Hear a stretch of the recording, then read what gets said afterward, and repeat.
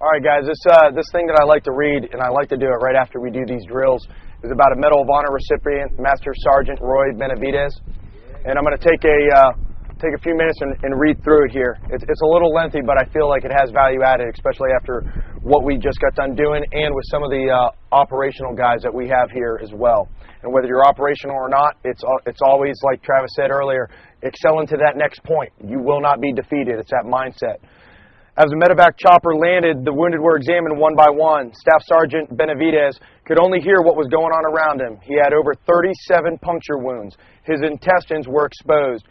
He could not see. His eyes were caked in blood and unable to open. Neither could he speak. His jaw broken, clubbed by a North Vietnamese rifle. But he knew what was happening, and it was the scariest moment of his life, even more so than the earlier events of the day. He lay in a body bag, bathed in his own blood. Jerry Cottenham, a friend, screamed, "That's Benavidez. Get a doc." The doc arrived and placed his hand on Roy's chest to feel a heartbeat. He pronounced him dead. The physician shook his head. "There's nothing I can do for him." As the doctor bent over to zip up the body bag, Benavidez did the only thing he could think of to let the doctor know he was alive. He spit in the doctor's face. The surprised doctor reversed Roy's condition from dead to, "He won't make it, but we'll try." So again, what sucks now is I've got a guy working on me who doesn't really believe that he can fix me. So again, as medics out on the battlefield, we've got to work it as hard as we can, and I know some of you guys already do that. A 32-year-old Texas sharecropper had just performed for 6 hours one of the most remarkable feats in the Vietnam War. Benavidez, part of and I'll probably mispronounce this, Yaqui Indian and a part of Mexican, was a seventh grade dropout and an orphan who grew up taunted by the term dumb Mexican. But as Ronald Reagan noted, if the story of what he accomplished was made into a movie, nobody would believe it if it really happened. Basically, the ordeal began at Lac Nai, a Green Beret outpost near the Cambodian border. It was 1:30 p.m., May 2nd, 1968. The chaplain was holding a prayer service around a jeep for the sergeant and several other soldiers. Suddenly, shouts rang out from a nearby shortwave radio. "Get us out of here," someone screamed. "For God's sakes, get us out of here." The 12-man team consisted of Sergeant First Class Leroy Wright, Staff Sergeant Lloyd Frenchie Masucio, Specialist 4 Brian O'Connor, and 9 Nung tribesmen monitoring enemy troop movements in the jungle had found itself surrounded by North Vietnamese Army Battalion. So that's a lot of guys. Without orders, Benavidez volunteered so quickly that he didn't even have time to bring an M16 when he dashed for the helicopter, preparing for a rescue attempt. The sole weapon he carried was a Bowie knife on his belt. "I'm coming with you," he told the 3 crew members. Airborne, they spotted soldiers in a tight circle. A few hundred enemy troops surrounded them in the jungle within some 25 yards off the Americans' positions. The chopper dropped in low, ran into Wither and Fire, quickly retreated, spotting a small clearing 75 yards away. Benavidez told the pilot, "Over there, over there." The helicopter reached the clearing and hovered 10 feet off the ground. Benavidez made a sign of the cross, jumped out carrying a medic bag, and began running 75 yards towards the trapped men. Almost immediately, he was hit by an AK-47 slug in his right leg. He stumbled and fell and got back up, convincing himself he had only snagged a thorn bush. Kept running to a brush pile where Wright's men lay. An exploding hand grenade knocked him down and ripped his face with shrapnel. Again, he got up, staggered to the men. 4 of the soldiers were dead, the other 8 wounded, pinned down into 2 groups. Benavidez bound their wounds, injected morphine, and ignored NVA bullets and grenades passing out and around ammunition that he had taken from several other bodies, and armed himself with an AK. Then he began directing airstrikes and called in for Huey helicopters to land near one of the groups to get him out. While calling in air support, he was shot again in the right thigh, his second gunshot wound. He dragged the dead and wounded aboard. So he's got 2 injuries to his legs, and he's still dragging wounded aboard. The chopper lifted a few feet off the ground and moved towards the second group. Benavidez, running beneath it, firing his rifle he had picked up, he spotted the body of a team leader, Sergeant First Class Wright. Ordering the other soldiers to crawl towards the chopper, he retrieved the pouch dangling from the dead man's neck. In the pouch were classified papers with radio codes and call signs. As he shoved the papers into his shirt, a bullet struck his stomach, and a grenade shattered his back. The helicopter, barely off the ground, suddenly crashed. Pilot's dead. Coughing up blood, Benavidez made his way to the Huey, pulled out the wounded from the wreckage, forming a small perimeter. As he passed out ammunition taken from the dead, the air support he had called in earlier started arriving. Jets and helicopter gunships strafed threatening enemy soldiers while Benavidez tended to the wounded. "Are you hurt, Sarge?" One soldier asked. "Hell no," said Benavidez, about to collapse from blood loss. "I've been hit so many times, I don't care anymore." While mortar shells burst everywhere, Benavidez called in phantoms, danger close. Enemy fire raked the perimeter. Several of the wounded were hit again, including Benavidez. By this time, he had blood streaming down his face, which was blinding him. Still calling in airstrikes, adjusting their targets by sound. Several times, pilots thought he was dead, but then his voice would come back on the radio calling for closer strikes. Throughout the fight, Benavidez basically made signs of the cross so many times his arms were getting tired from doing, because he was a devout Catholic. Finally, a helicopter landed.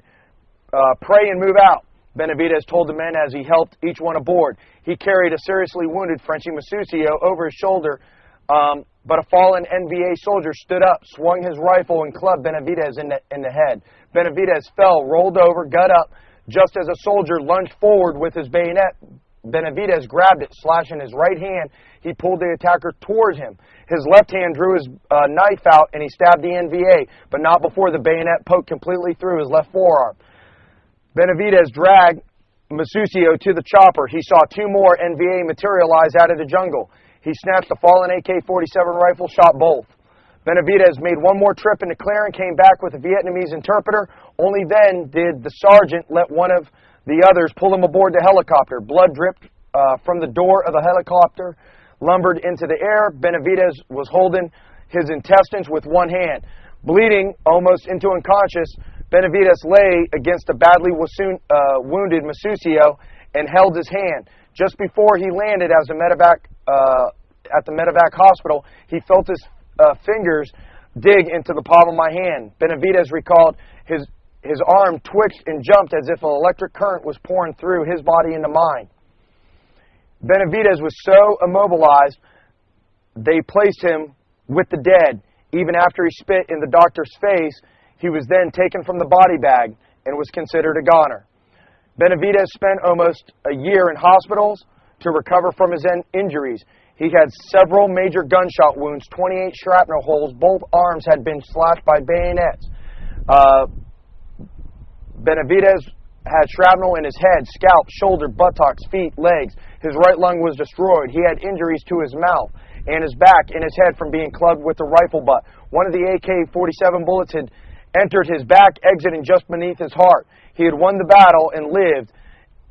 When others were told about the battle was extremely awesome and extraordinary, he replied, "That's just my duty." Basically what happened was he was, because his commander didn't think he was going to live, they gave him the Navy Cross. It was like one of the fastest things to give somebody back then. They thought he died. When people realized he actually lived, and his commander realized that he lived, he was like, you're telling me Roy's still alive? They basically retyped it up, and President Reagan in 1988 gave him the Medal of Honor. The important thing and why we do what we do out here, why Travis and I spend so much time doing shit that people normally don't like to do, getting into odd positions, moving the way we do, trying to stay dynamic, trying to drive those guns up as fast as we can, trying to keep things within reason. We sat out here and practiced a bunch of stuff that I guarantee most people don't practice. This class is not about doing what you like to do. On day one, we said it's about doing what you generally don't like to do, what we're not good at.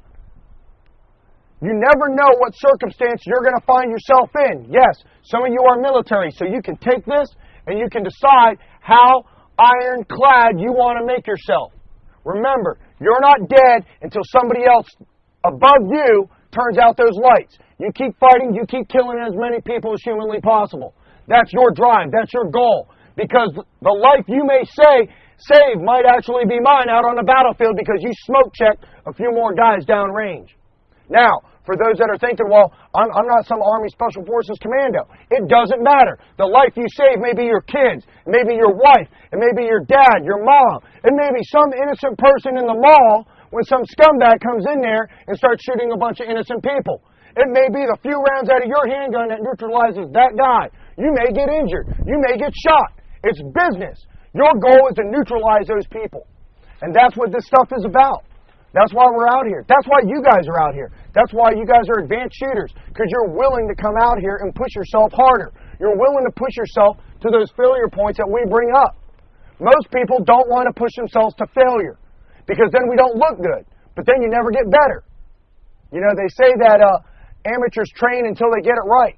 Professionals train until they get it wrong. And that's what we're doing. You guys are professionals. So I appreciate you guys doing some of those things that you may think don't apply to you because, well, if you're shot, you might not be able to manipulate your weapon systems too good. Just think about what I read right there, and just remember, man, you're Superman. You're King Kong. Until the day you die. Until the day you die. Now, do you think Master Sergeant Roy Benavides ever thought he'd be in that type of situation? Hell no. But he was. And it can happen to anybody here. So we prepare for the worst, and that's why shooting starts in the mind, because obviously that man was mentally prepared no matter what.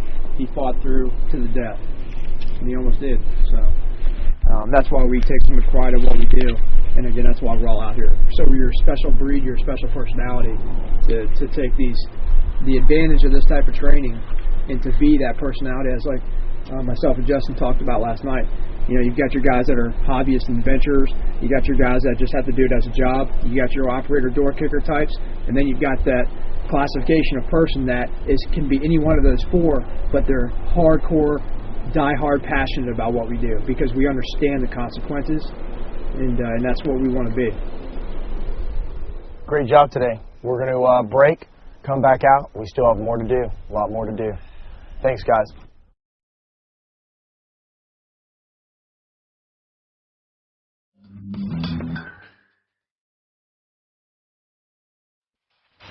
Contact!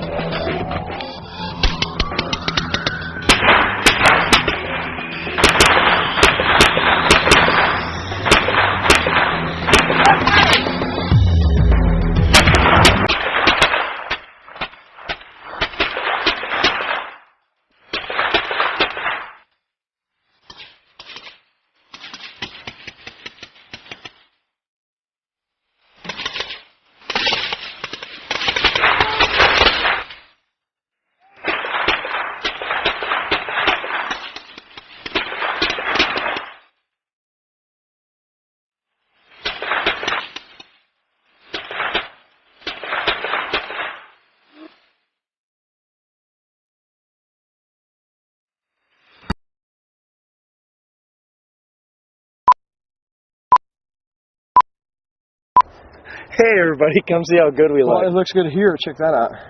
Yeah, how about we put some AirPro on? God damn. What's that? Oh, you're looking good, honey. Because I don't keep... Huh. 1, 2, 3. Oh, God. Oh, my back. You do have a very clean look.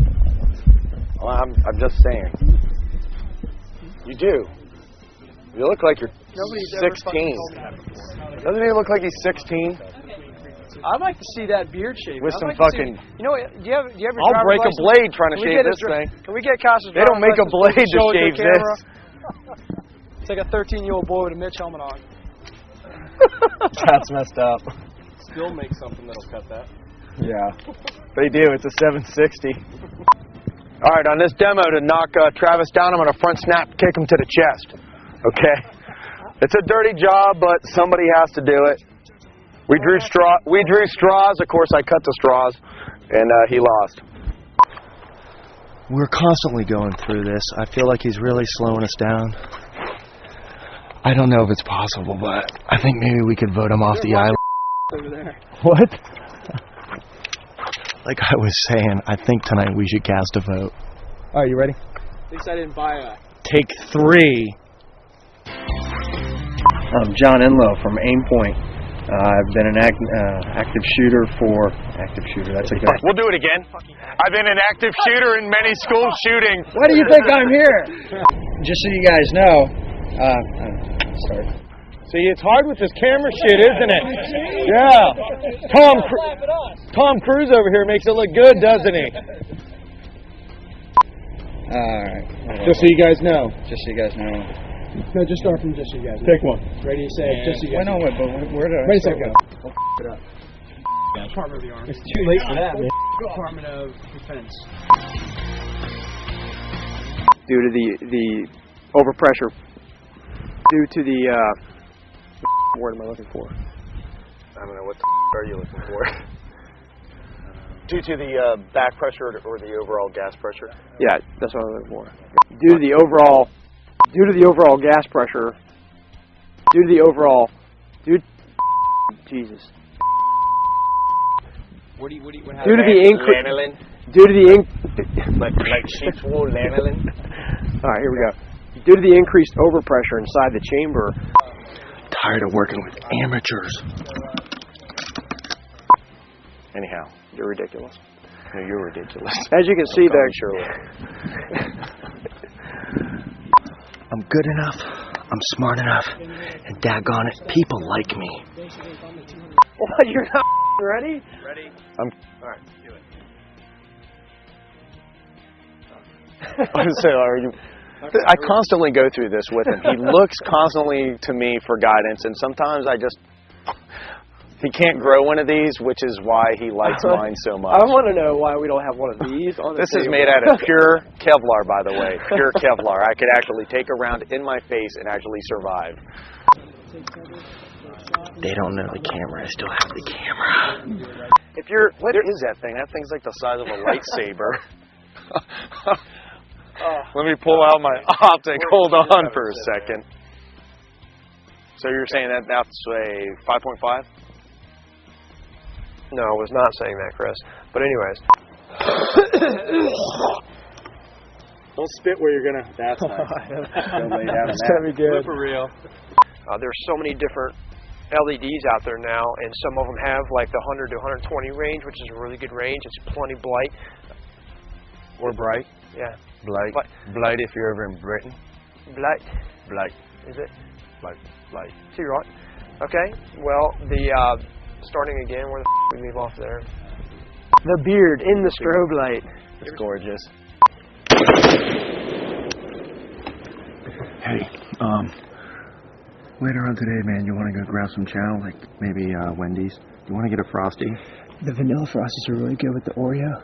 No, that's McDonald's. That's called a Blizzard. No, they've got Oreo and McDonald's M&M Blizzards Yes, at Wendy's, but they're not called. Oh, that's not at Wendy's. That's at McDonald's. It's at Wendy's, Chris. All right. Wendy's has Oreo Frosties. Now, would you trust me? All right, let's go get some Frosties. Morning, I'm Patrick Garcia from Denver, Colorado. Been shooting for about 25 years or so. Spent 10 years in the Marine Corps, got 2 combat tours in Iraq. Been shooting competitively since I was a young kid. My name's Derek Connor from Jacksonville, Florida. I'm just an average U.S. citizen, shooting a lot for the last couple of years, and happy to be here as well. An 18-year veteran of the Army Special Operations community. 20 years behind a gun, 32 years. 20 years. 10 years shooting for probably about the last 20, 30 years. My name's Chris Costa with Magpul Industries. With me is Travis Haley. We're going to be working with you guys today, specifically working on the carbine. Today we're here to take carbine operations to the next level. Shooters, welcome to Magpul Dynamics Carbine 2. Not only are we going to get into positions, but we're going to start shifting the gun from one shoulder to another. Move your feet when you transition. Try to keep that solid base. High squat, 2 rounds.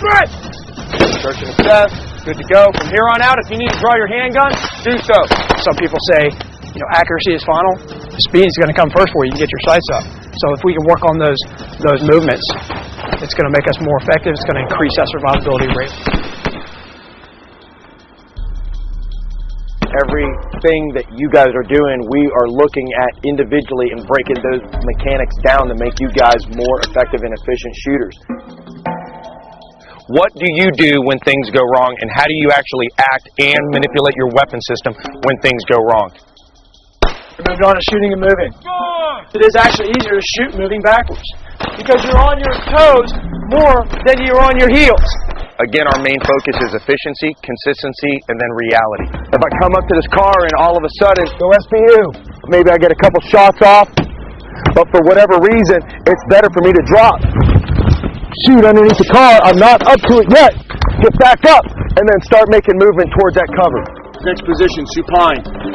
Look at a couple things right here while he's in this position. What he's doing is driving the gun out. If the shooter needs to get back up, he does his quick search and assess down on the deck, comes up, drives the support hand down to the deck, pushes off, comes up to a knee, does another search and assess, and then from there you'll stand back up. Talking more about all the different types of muzzle accessories out there. They call it a blackout. Basically, you'll find hardly any flash on this at all. One of the hardest things coming out to a class like this is actually pushing yourself. We're going to really run you hard. You know, they say that amateurs train until they get it right. Professionals train until they get it wrong. And that's what we're doing. Any questions?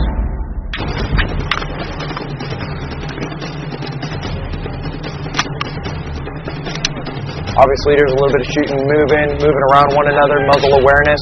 So again, all these, especially to the viewers at home, these are range drills. In a little bit, we're going to be jumping under cars and shooting over hoods and through windows. You are advanced shooters. Straighten your shit out.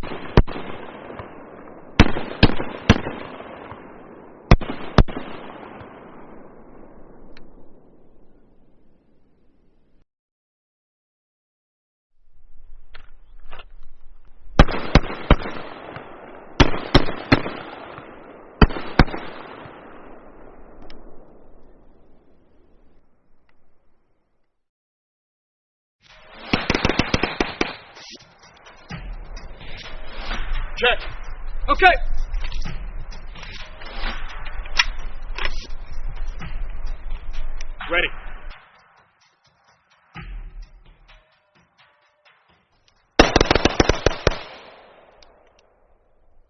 Check. Okay.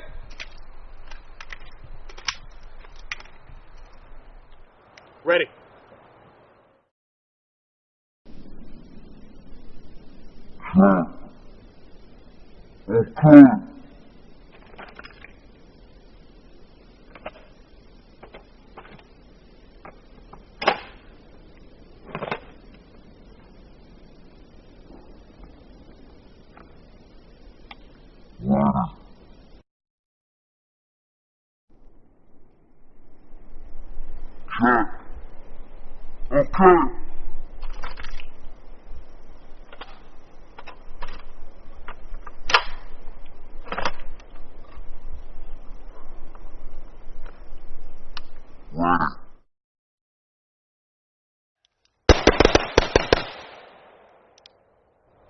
Check. Okay.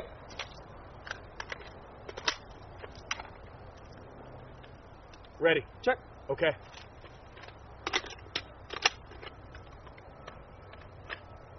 Ready.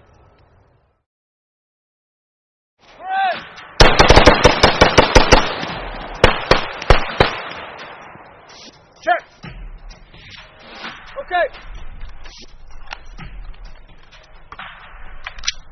Ready.